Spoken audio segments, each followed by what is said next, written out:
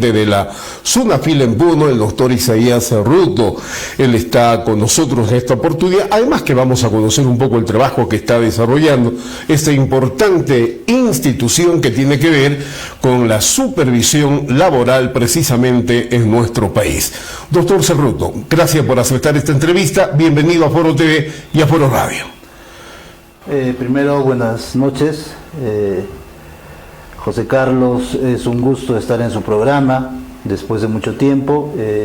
En primer orden quiero expresar el saludo del doctor Freddy Solano González, titular de la Superintendencia Nacional de Fiscalización Laboral, y agradecerle el espacio que nos brinda para compartir con la teleaudiencia un tema de trascendental importancia como es la lucha contra el hostigamiento sexual en el ámbito laboral. Correcto, y este tema que es muy actual y que además se ha registrado en el país un sinnúmero de casos.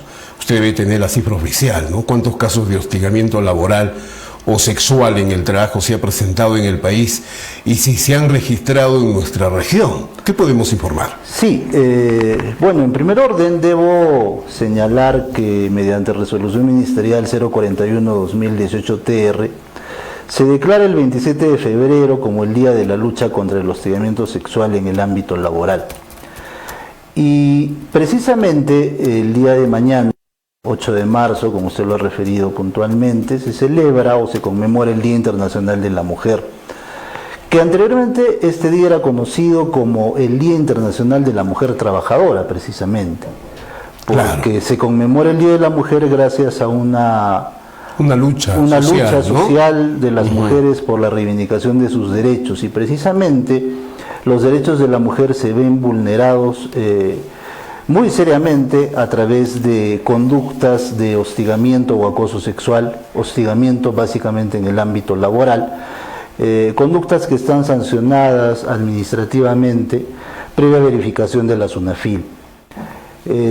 Hay muchos casos, usted lo ha referido, y en nuestra región también. Sin embargo, debo manifestar con pesar que estamos en una sociedad machista y lamentablemente la mujer todavía no ve reivindicadas sus aspiraciones y no se presentan denuncias por temor a represalias, por temor a perder el trabajo o por diferentes circunstancias. Entonces, hemos abarcado por lo menos el 2023 simplemente diligencias de orientación en espacios que nos han permitido trabajar coordinadamente con otras instituciones a fin de orientar sobre los derechos y obligaciones de la mujer trabajadora, precisamente cuando se ve afectada en su dignidad o intimidad personal a través de actos vetados por la ley y el derecho, como son los actos de hostigamiento sexual. Entonces, ¿no se han registrado denuncias, digamos, concretas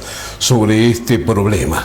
Así es, precisamente, reitero, ¿no? Y mi presencia obedece también a ese aspecto, independientemente de saludar a la mujer en su día, generar conciencia en la población de que tenemos que perder el miedo, tenemos que perder el miedo y tenemos que recuperar la confianza en nuestras instituciones del Estado para poder acudir a ellas en salvaguarda de nuestros derechos. Como decía, son situaciones, el hostigamiento sexual es una situación que afecta directamente al derecho fundamental, ¿no? A la dignidad de la persona humana y especialmente a la dignidad de la mujer. Claro, lo primero que habría que informarle a la población desde SUNAFIL sería aclararnos a qué se denomina, a qué hecho, a qué conducta se denomina hostigamiento sexual. El hostigamiento sexual, en buena cuenta, es precisamente aquella conducta o forma de violencia que se manifiesta a través de una conducta de naturaleza o connotación sexual o sexista, que es no deseada por la persona afectada con esta conducta o contra quien se la dirige, que puede crear un ambiente intimidatorio, hostil o humillante, ¿no? Entonces, por ejemplo, si una persona le dice a una mujer o una compañera de trabajo: oye, tú no deberías estar en este trabajo, esto es para hombres, no para mujeres, ¿es una forma de hostigamiento? Por supuesto que sí.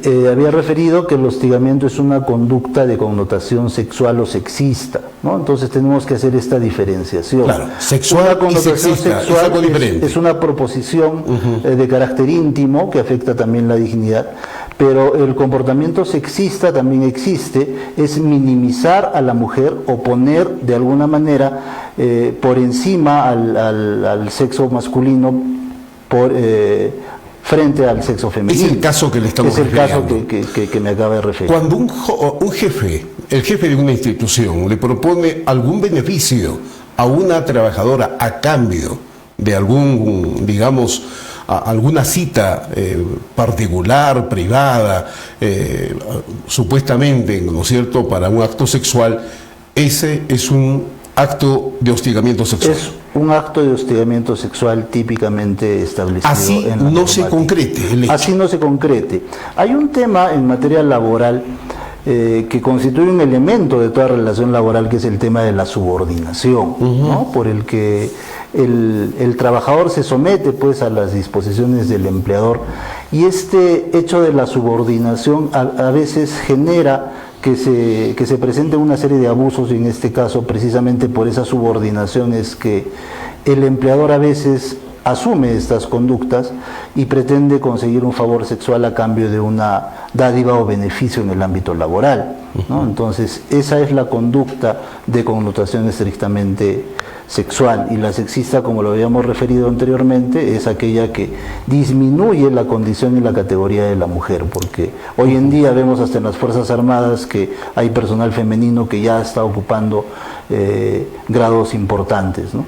Ahora, claro, un piropo, destacando la belleza de una mujer, el piropo propiamente dicho debe ser entendido también como un acto de hostigamiento sexual, considerando que a la persona, a la mujer, no le agrade ese piropo o no lo acepte. Sí, uno de los elementos importantes para determinar la conducta de hostigamiento sexual, de connotación sexual o sexista, es básicamente que la persona a la quien va dirigida, en este caso la mujer, no está de acuerdo o no quiere que esa conducta se materialice, ¿no? Entonces, dependiendo de la situación, podría configurarse también como un acto de hostigamiento sexual. Pero el acto de hostigamiento sexual va propiamente a conductas también repetitivas, ¿no? Eso también hay que tomarlo muy en cuenta. Ahora, el hostigamiento sexual como tal, en el ámbito laboral, ¿es considerado un delito, una falta? ¿Es sancionado? Estrictamente es sancionado en vía administrativa, ¿no? Lo puede sancionar el centro de trabajo, porque todo centro de trabajo está obligado, a partir de la dación de la norma que protege el hostigamiento sexual, o que reprime, mejor dicho, el hostigamiento sexual, a tener un comité de investigación frente al hostigamiento sexual cuando la empresa tiene de 20 a más trabajadores, y a tener un delegado que tiene la obligación de investigar conductas como esta cuando la empresa tiene menos de 20 trabajadores, ¿no? Entonces eso es indispensable tenerlo en cuenta, y señalar además que esa sanción la debe imponer el empleador.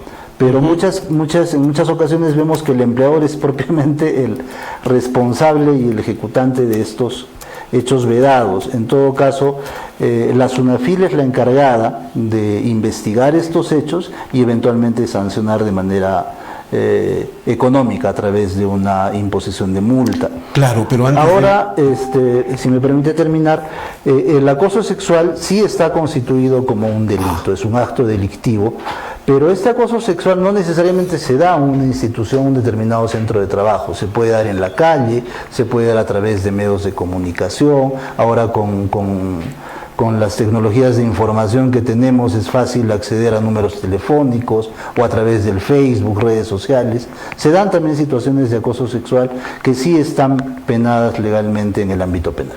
Claro, sin embargo, antes que la sanción siempre será bueno la prevención, ¿no? Sí, por supuesto que sí, y ese es un objetivo de la gestión que lidero en la SUNAFIL y también de nuestro superintendente, fortalecer el eje preventivo, y el eje preventivo pasa por dar a conocer a tanto trabajadores como empleadores sus derechos y obligaciones respectivamente, porque de esa manera un trabajador o un sector vulnerable laboralmente como es el sector de la madre trabajadora, de la mujer trabajadora, conociendo sus derechos se va a hacer menos vulnerable y va a ser posible que esos derechos no se conculquen y se respeten adecuadamente. Ahora, no hay diferencias si la mujer que es víctima, si la víctima de hostigamiento sexual sea una trabajadora contratada o sea una trabajadora nombrada. Ahí no hay diferencias. No hay ningún tipo de diferencia. El hecho es la existencia de un vínculo laboral, y el vínculo laboral se determina a plazo indeterminado o a plazo fijo. No hay Ahora, esa pregunta puede resultar un poco incómoda. Y si la situación, digamos, es contraria o diferente, este caso de nacional que se ha conocido de esta señorita que mantuvo una relación con el ex premier Otárola, por ejemplo.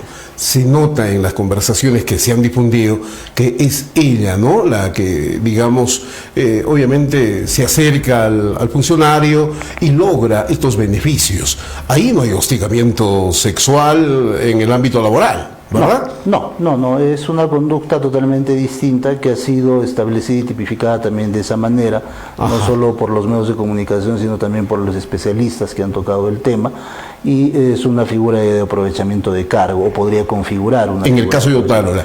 Pero si existiese, ojalá que no exista, que no se ve, el caso de una mujer que por lograr un trabajo, ¿no?, digamos, coquetea con el jefe de una institución o se ofrece, ¿eso también es sancionable o no?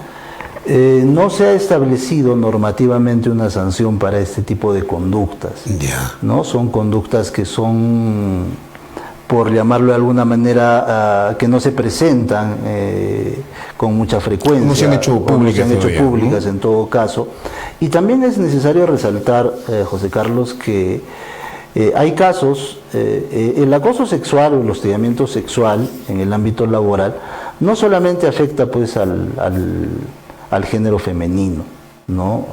Se han dado casos. Puede ser viceversa. Puede ser al contrario, pero lamentablemente a veces el tema del pudor, la vergüenza puede más, y eso también hace que no denunciemos hechos como estos, ¿no? Porque a veces la sociedad lamentablemente nos señala y tenemos un fundado temor en ese aspecto, ¿no? Sí, hay casos en que algunas mujeres no denuncian la violencia física de la que son objeto en sus hogares por temor precisamente.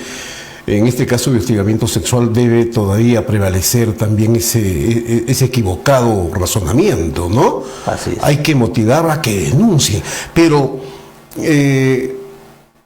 puede ocurrir que por denunciar un caso, la trabajadora sea despedida de una empresa, de una institución, lo que ya tendría otra connotación.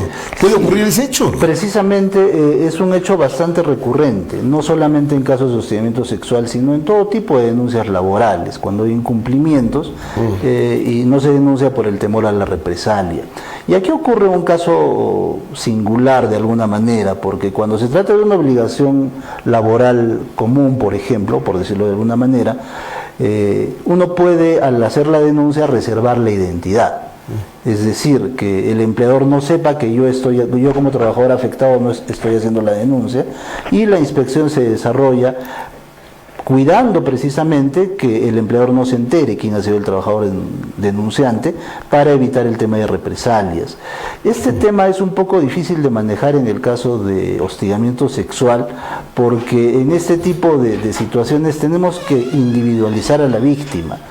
Pero sí lo que prevé la legislación a través de este comité o a través de este delegado en los centros de trabajo es ponerle condiciones adecuadas para proteger a esa víctima. Es decir, a eso quería llegar. Por ejemplo, el empleador puede, o este comité puede disponer la rotación de la trabajadora, de la víctima. De la trabajadora, o puede de repente suspender al agresor porque es un tipo de agresión, el hostigamiento sexual, puede suspender temporalmente hasta que dure la investigación al supuesto agresor, ¿no? Porque estamos hablando de un supuesto, no estamos afirmando nada todavía. Claro, esas son las medidas de protección, son las medidas de protección que se toman en caso se denuncie, ¿no?, un hecho, digamos, de este tipo. Ahora, esto del comité o el delegado, ¿es obligatorio que exista ese cargo, esa función, esa persona, ese delegado en toda empresa o institución? Sí, precisamente con la acción de la ley que protege circunstancias como esta, se ha establecido la obligación de todo centro de trabajo, como decía. Centros de trabajo que cuenten con menos de 20 trabajadores tienen que tener un delegado. Yeah. Un delegado que es... generalmente se opta por el encargado de recursos humanos, el jefe de recursos humanos o quien haga sus veces. Y cuando se trata de centros de trabajo que tienen de 20 a más trabajadores, naturalmente tiene que haber un comité conformado por 4 miembros. 2 que representan a los trabajadores y 2 que representan al empleador. Y uno de ellos, de los que representa al empleador, necesariamente tendría que ser el jefe de recursos humanos o un representante de esta área o esta oficina. ¿Qué pasa si en una empresa o un centro laboral o una institución no se nomina a ese delegado o a ese comité? Nosotros verificamos la no existencia de este comité y este incumplimiento es sancionable también con una multa. Naturalmente, cuando se trata de este tipo de obligación meramente formal de la conformación, podríamos hablar de una infracción subsanable, ¿no?, que con la conformación podría darse. Sin embargo, el hecho pasa porque si no hay comité, pues pasa un hecho de hostigamiento sexual y a quien se denuncia, ¿no? Entonces eso perjudicaría pues un eventual caso de acoso, ¿no? No se podría investigar. ¿Quiere decir que la nominación del delegado o del comité tiene que ser informado a la SUNAFIL? Tiene que ser, no necesariamente, pero tienen que tenerlo constituido, ¿no? De todas maneras es una obligación legal, y toda obligación legal, usted conoce perfectamente, una vez que la norma se publique en el Diario Oficial del Peruano, al día siguiente es de obligatorio cumplimiento y se entiende que es de conocimiento de todos. Entonces, A o B no lo han conocido, pues ahí donde radica la importancia de la prevención precisamente, ¿no? Orientar en ese sentido para que los centros de trabajo cumplan con esta obligación respecto de el delegado o el comité frente al acoso sexual. Bueno, esta información es valiosa porque la verdad que recién la estamos conociendo. ¿Cuándo salió la ley? La ley ha salido, permítame darle, es la ley 27942. Debe tener una data de más o menos debe ser del año pasado, supongo. Sí, más o menos. Entonces hay que difundirla bastante, sí, ¿no? Porque la verdad que no conocíamos. Y está reglamentada también. Está reglamentada, ya debe ejecutarse, debe aplicarse. Qué bueno. Yendo a un tema adicional, ¿cuál es el informe que tienen ustedes de la situación laboral de la mujer en la región Puno? ¿Hay casos de explotación de la mujer aún en el ámbito laboral privado o público? ¿O hablamos de aprovechar, de pagarle poco a una mujer que de repente a cambio entrega un esfuerzo mayor de horas de trabajo, en fin, o hacerla trabajar en situaciones totalmente, digamos, infrahumanas, qué sé yo? ¿Qué información tienen sobre la situación laboral de la mujer en la región? La información que se tiene es muy poca, lamentablemente. Sin embargo, sí se conocen de casos de explotación laboral también en el ámbito de la mujer, lo que es totalmente deplorable. Y como decía, lamentablemente el sector femenino todavía se considera un sector vulnerable, ¿no? Entonces creo que debemos superar ya esas consideraciones y tener en cuenta que todos somos iguales ante la ley, ¿no? Y todos tenemos iguales derechos y oportunidades. Se ha puesto de moda, por decirlo de algún modo, que en algunas empresas o centros laborales o instituciones contratan tanto a mujeres como a varones por determinado tiempo. 2 meses, 3 meses. No les contratan un día más porque dicen que generaría obligación laboral. Entonces, este hecho de contratar a mujeres, tanto a mujeres como a varones, por este pequeño tiempo, no contratarlos por más, usted debe saber el plazo laboral oficial que genera ya compromisos, obligaciones laborales a la empresa o a la institución, de no contratarlos más allá de ese plazo, solo por evitar esas obligaciones laborales o legales, ¿no es una forma también de faltar al derecho de las personas, doctor Cerruto? Por supuesto que sí, y es una interesante pregunta que me va a permitir a mí informar respecto de cuál es la modalidad de contrato típico en la legislación laboral peruana. Es el contrato a plazo indeterminado, ¿no? O sea, cualquier trabajador debería ser contratado a plazo indeterminado desde el inicio de su relación laboral, y excepcionalmente se pueden utilizar los contratos a plazo fijo o sujetos a modalidad.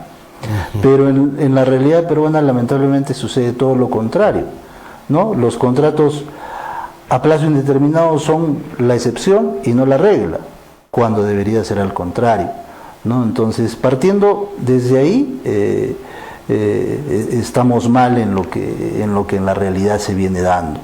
Por otro lado, las obligaciones laborales se generan desde el inicio de la relación laboral.